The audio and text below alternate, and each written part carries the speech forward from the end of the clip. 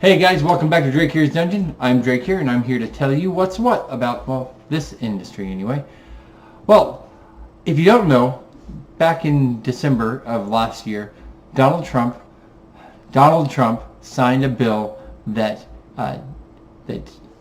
unrestricted the growth of industrial hemp in the United States.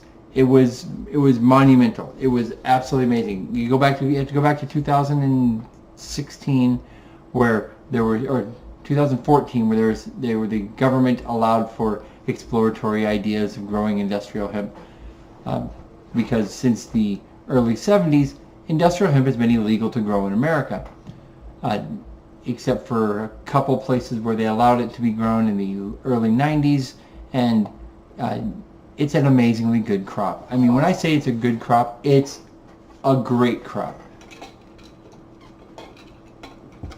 Parched. Now, when I say industrial hemp's a great crop, it is, and I'll get to that. But what's really cool is all these places that are actually starting to have these industrial hemp operations within the United States in the agricultural sector. This is from yesterday. Industrial hemp forum scheduled for Saturday. This is over in Sioux City, Iowa, and today they held it today. They held a forum that was discussing the possibilities of growing industrial hemp in Iowa. Really important. Iowa's, we grow lots and lots of crops in Iowa. In fact, in Iowa, we grow more corn for use in biofuels than any other state.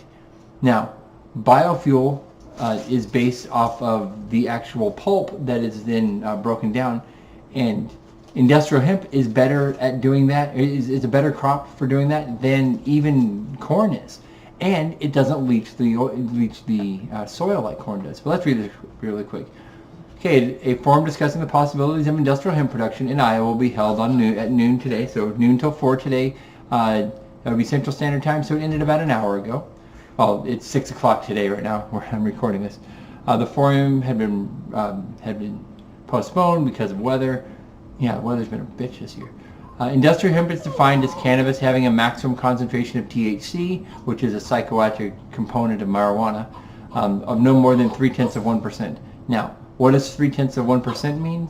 Well, that means that if you smoked a pound of it, you'd have a really, really bad headache and you wouldn't be high. You would have to smoke enough. You'd have to smoke so much that you would die of smoke inhalation before you ever got high.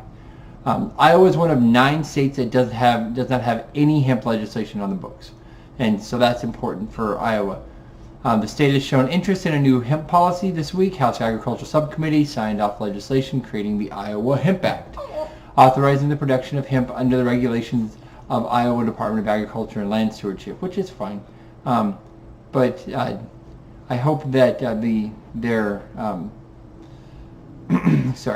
I hope that their legislature creates the laws and doesn't just pass it off to another department to make the laws. I think that they need to make the laws, because when laws are made in the executive branch, that's a bad thing. Doors open at noon. Speakers will include people for advocating medical cannabis. That's not what you're looking for here. A product development director for Agriculture Utilization Research Institute. Somebody who helps study hemp breeding for Hemp Genetics International, an entomologist, so it looks like some good people that are going to be there. But the medical marijuana person, the medical cannabis, I don't know why there's an advocate for that, because that has nothing to do with industrial hemp. But this isn't just Iowa that's doing this. We have Florida just on the 6th, that Florida is taking their first steps to creating an industrial hemp program, which is great. I live in Florida. Yes, I am Florida man. I'm never the bad Florida man. I'm the good Florida man. This is bipartisan support. This is a Republican, Rob Bradley, said that his bill doesn't have anything to do with marijuana. It says it doesn't smoke. If you tried, you'd get a headache. Okay, that doesn't. Who cares? The Senate Invitation Industry and Technology Committee unanimously approved a bill Wednesday that would allow the State Department of Agriculture to establish rules regarding industrial hemp. Just make the rules yourself. Do your damn job. Make the rules and have the Department of Agriculture apply those rules. You're the legislative branch. Do your damn job. This bill and others moving through the Senate seek to promote industrial hemp to produce cosmetic, personal care products, food, clothing, fiber, fuel, paint, paper, and other products. Democrat Gary Farmer showed his support by donning a green "Make Hemp Great Again" hat before voting in favor of the bill. Now, when I read this, I went, "Oh man, I got to get one of those hats," because, all honesty, full disclosure, I was actually part of the industrial hemp movement in Washington State for about 4 years. Back in from 1997 through 2001, and then I moved into medical marijuana. We were trying to promote these things. Nobody ever wanted to legalize this stuff while I was there. Now, of course, in Washington State, you can get high whenever you want as long as you're over 21. But I was really big in the movement to help the farmers, help the people, help build back the economy that we needed to. But I looked up this hat, and this is the only hat I could find that would fit that criteria. It's kind of a greenish. It says "Make America Grow Hemp Again," and I think that's probably the one that they were talking about. I looked all over Google for that particular for this "Make Hemp Great Again" hat, but I think that they made a mistake. I think that it was this hat that they were talking about, this "Make America Grow Hemp Again." But either way, it's pretty cool. Now, South Dakota senators approve industrial hemp bill. This one is kind of an interesting one because North Dakota has been able to grow industrial hemp for about 20 years, and so is Minnesota, and right next door you have South Dakota, and their governor is kind of against it, and I don't know why she would be against it. I believe that if we move ahead with industrial hemp, we aren't prepared for it from a regulatory standpoint and from an enforcement standpoint. There's no enforcement that needs to be done with this. You legalize it. It's already legal at the federal level. There's federal regulations already that are regulating it. So go ahead and just let your farmers do it. Pass laws. Maybe they have to pay a fee to be able to get permission to grow it. But the difference between hemp and cannabis they're both a cannabis plant technically. The difference between industrial hemp and marijuana is astronomically different. Industrial hemp is grown tall and thin and skinny, up to like 15 feet high, because it's the biomass that you're trying to harvest, not an oil or something like that. Now, there are varieties that you do want to harvest those oils, you want to harvest those seeds, but even those are grown differently than the marijuana. Marijuana, you want to space your plants out so that you can actually let them bloom out and fill out, because you want not only the bud, but you also want the leaf for pressing and taking out the THC out of those oils, the THC and creating THC oils and stuff out of those. They're completely grown different ways, and you can't grow them side by side. It just doesn't work. But this talks about the farm bill that Donald Trump signed in 2018. Then we come over here, industrial hemp applications. This is in Pennsylvania. Over 2,100 individuals have applied to grow or process hemp in 2019. Their cutoff date was March 1st, so last year they had a grand total of 692 people that wanted to grow hemp, and now they've got another 2,100 applications, and actually 1,405 have applied to grow it. So these are farmers. These are small farmers who've probably been struggling, probably being forced into either do something, or they're going to have to,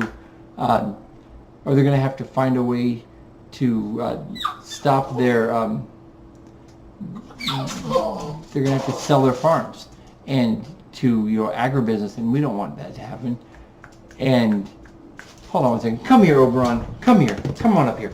Oh, Oberon. Hey, everybody. This is Oberon. Oh, Oberon. He's such a good doggy. Yes, he is. I apologize for the interruption, but he said he wants to go out, and I can't let him outside right now because there's another doggy in the house that that he's supposed to stay away from right now. So if you hear him whining in the back, please understand he's whining because he wants to go outside, even when he was just outside. Yes, he was. All right, there you go. Okay, we're almost done with this anyway. These are people that are not going to have to worry about losing their farms now. They're going to have a crop that they can grow, and they can grow, and they can grow. And this is, of course, in Pennsylvania. Also in Pennsylvania, we got Northampton County. creating a council on industrial hemp, creating an industrial hemp committee. This is to help farmers, help them expanding their crops. Now, when we talk about how good this crop is, it doesn't leach the soil like lots of other crops do, and it is an amazing product. It is an amazing, amazing plant. And I'm going to just go over some of these uses and stuff. Okay, so if we go for general hemp information, the first three things I'm going to talk about are the most important thing.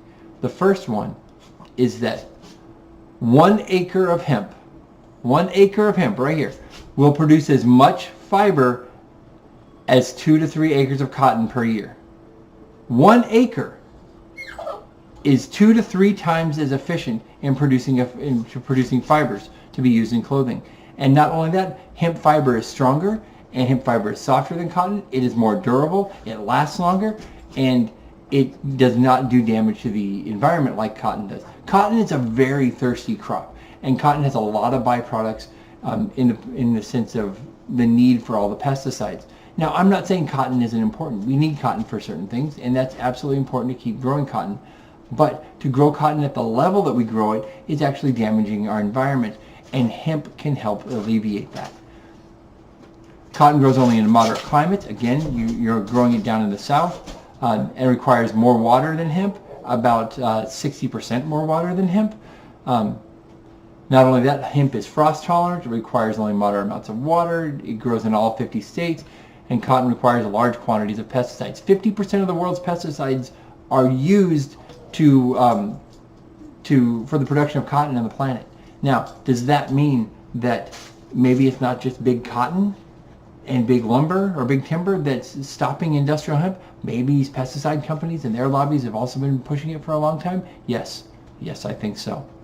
All right, annual basis, 1 acre of hemp will produce as much paper as 2 to 4 acres of trees. You know how long it takes to grow an acre of tree to be grown for paper pulp? 5 years, minimum, 5 years. When you're growing poplar trees, which are used in, there's an Australian poplar which grows pretty quickly. It takes about 5 years for it to get to the harvesting size. So in 1 year, you produce more paper pulp than you produce in 5 years on 2 to 4 acres of trees. That's saving a minimum of 10 to 20, a minimum of 10 acres and up to 20 acres of harvesting trees and bringing them down to produce paper pulp. Are trees important? Yes, they are, for lots of different reasons. Do we need to use trees? We need to cut them down and use them for stuff? Absolutely. But we don't have to use trees to make paper pulp, because that's a waste. And we actually don't even have to use trees to make lumber for like building our houses, because if you didn't know this, you could actually take hemp and you can produce strong and durable, environmentally friendly substitutes. They're almost like, it's fiberboard, and it's stronger and lighter than wood. You can substitute hemp fiberboard for timber that you do, and it reduces the need to cut down our forests, and it allows us to build our houses. If Alexandria Ocasio-Cortez wants to promote a new Green Deal, maybe she should be promoting hemp, because that's the way you're going to save. That's going to be one of the ways we're going to save the environment. And I'm not a huge we got to save the environment, everything we do is wrong. Everything we do is not wrong, but we can be better stewards of our planet. Hemp can also be used to produce strong, durable, environmentally friendly plastics. Instead of having to bring oil out of the ground, we can create thousands of products made from, we can replace the manufacture of the petroleum-based plastics with hemp-based composites. And it works. It really does, and it's really good. Literally millions of wild hemp plants grown in America. Okay, so we have housing uses, we have food uses, we have nutrition uses, of course we have medicinal uses, where there's 3 different types of hemp that we grow. We grow industrial hemp, we grow, so primary varieties in cultivated for their fiber, that's our industrial hemp, long stems, little branching, varieties for seeding, which hemp oil is extracted from. This is also an industrial hemp, which has no THC, and then we have medical or recreational purposes for growing marijuana, which is completely fine as well, in my opinion. We've been growing hemp for thousands upon thousands of years. and we've been using it for thousands upon thousands of years. And to stop, because the lobby, we started having laws getting passed in the early 20th century that was restricting the growing of hemp, and in grouping hemp, industrial hemp, in with marijuana and the racist policies that were being applied there. But we still fell short. We really shouldn't have done this. It was because of the lobbies coming from cotton, timber, probably even the pesticide companies. But we have the major hemp producing countries in the world. From the 50s to the 80s, it was the Soviet Union. China, Hungary, Yugoslavia, Romania, Poland, France, Italy, Canada, the United Kingdom, and Germany all resumed commercial productions in the 90s. British production is mostly used for bedding for horses, but there's the United States hasn't been producing hemp forever, and we have an amazing area to grow it, and we have amazing farmers that can grow it, and we need to get off our butts and do this. But that's all I'm going to get on. I've ranted on enough about this, but don't forget to follow us over at minds.com/Drakeear. Follow us over on Twitter at Drakeear, and leave a comment, like, subscribe below, and we will catch you on the flip side.